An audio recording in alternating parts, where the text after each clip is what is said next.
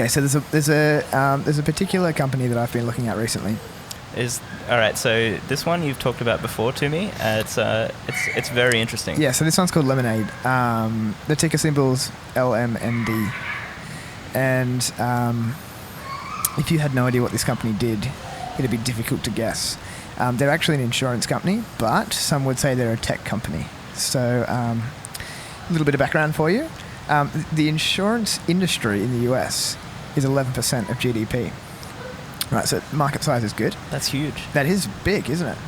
I'd like to be able to compare that to something else, but I don't have those notes. So Lemonade itself launched in 2016 by some tech entrepreneurs, and it's actually certified as a B Corp, and that'll become relevant in a moment as I explain how the business works. Okay, all right. A B Corp. A B Corp. So that basically means... Are you going to explain that? Yeah. So it basically means that they're like certified as a company, that the practices they have are sustainable for the environment, and they're highly, highly regarded for consumers, and they're basically all of their financials and the way that they operate have been looked through meticulously, and they get this certification, and it gives the consumer extreme confidence in how they operate and how they spend their profits, and the sustainability in which they operate. So that's one thing, you might not have heard of this, but that's something which is called a triple bottom line, or sometimes known as a quadruple bottom line. Okay. And don't ask me what each bottom line is, but one of them's the environment, one of them's looking after their people, so one of them's looking after their customers, I guess. Yep. So it's all about sustainability and environment, so it's a very good way to operate, I think. Yep. So the CEO and the co-founder is Daniel, and he only owns 0.6% of the company. So initially for me that's a red flag, just to be honest.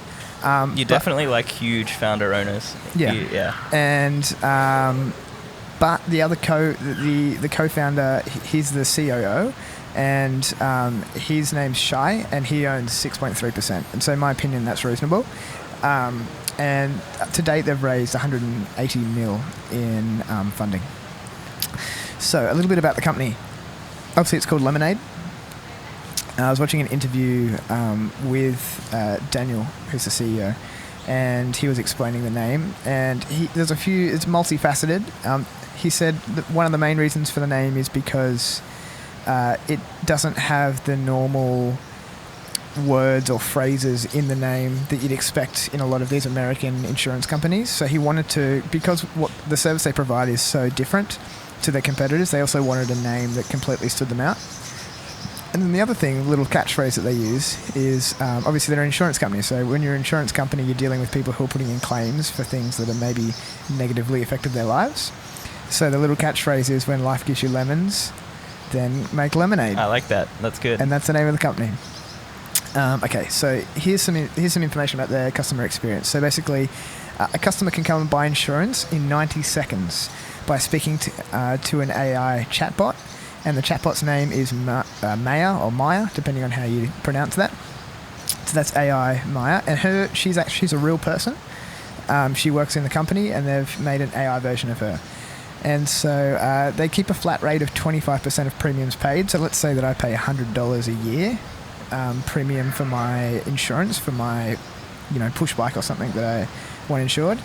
$25 of that go to the company as a running expense for the company, pays their wages, pays real estate or anything else that they need to spend money on. The other 75% is what they use for people when they put claims in. Okay, so if I put a claim in, it comes from that 75%. But if I'm the only customer and I don't put a claim in that year, then that whole 75% goes to a charity nominated from myself. Wow, that's an interesting way to run. So the reason why Daniel wanted to start this company is because he saw a disincentive between the customer and the organization, because if the customer puts in a claim for $1,000, then if the insurance company gives that customer $1,000, that's $1,000 that they can't keep anymore. They're now $1,000 poorer, and the person is $1,000 richer. So there's an incentive for the person to put in false claims to get more money, because they feel like they're hacking the system, and it's worthwhile because they're just getting this money from these massive corporations. And then on the flip side, there's an incentive for the insurer to not pay those claims, because that's money that's not any longer going to be on their bottom line. Yeah, right? yeah. And so there's a bit of a conflict of interest. And so the way that these guys operate is no matter what, they're going to take 25% operating costs, and that's what they're going to use for that. And then whether or not you put a claim in, they're not going to keep that money either way. They're either going to give it to you or they're going to give it to a charity nominated for yourself. That's a pretty incredible system, and I think that'll be something that's very popular when it comes to the people that are like the age group that they'll be going after will be like the younger kind of demographics. So they'll definitely be something that's super popular. Correct. I suppose the younger demographics are becoming more aware and less susceptible to just going along with these big organizations and the norm. And so, yeah, what you're saying is totally right. So the power that we have as consumers is being given back to us. And so what else can I tell you? So let's say you've taken your insurance out, and it's taken you 90 seconds, and you've spoken to Maya. Then if you put in a claim, 1/3 of all claims are paid within 3 seconds. Wow! By speaking to AI Jim, who's also a real person. Is Jim the claims man and Jim is the claims man, and Maya is the salesperson? Are we talking like John Mayer or? Maya. Maya. Okay, Maya. Okay, like Andrew Luigo. Yep, continue. And okay, so they have a net promoter score, which is the chances of the people who are their customers actually promoting them to their friends and family. And their score is 70 out of 100, which is actually similar to companies like Apple and Tesla. So that's unheard of in the insurance business, right? So this is like a certain measure which tells you how likely someone is to recommend. That's right.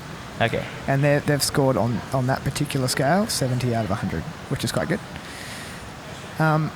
So another reason that makes them B Corp is they don't. So obviously, when they take your premiums, the 25% that they operate off, they invest that money, and so they don't invest into pollution. They don't invest into industries that promote pollution.